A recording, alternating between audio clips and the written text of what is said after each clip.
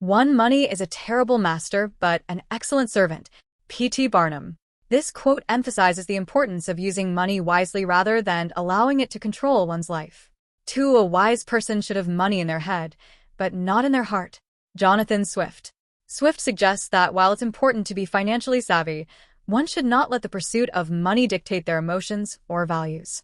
3, wealth consists not in having great possessions, but in having few wants. Epictetus. This quote highlights that true wealth is about contentment and managing desires rather than merely accumulating material goods. 4, the real measure of your wealth is how much you'd be worth if you lost all your money.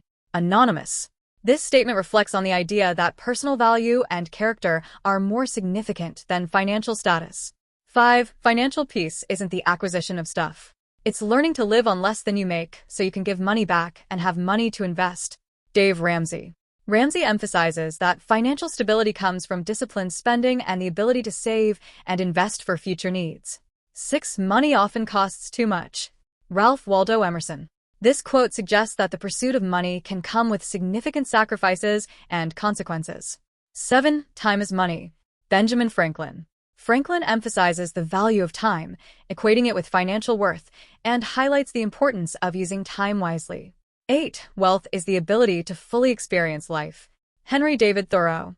Thoreau points out that true wealth is not just about monetary riches, but about the richness of life experiences. 9, the lack of money is the root of all evil.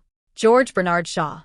This quote challenges the traditional notion that the love of money is the root of all evil, suggesting instead that financial scarcity leads to many societal problems. 10, if we command our wealth, we shall be rich and free.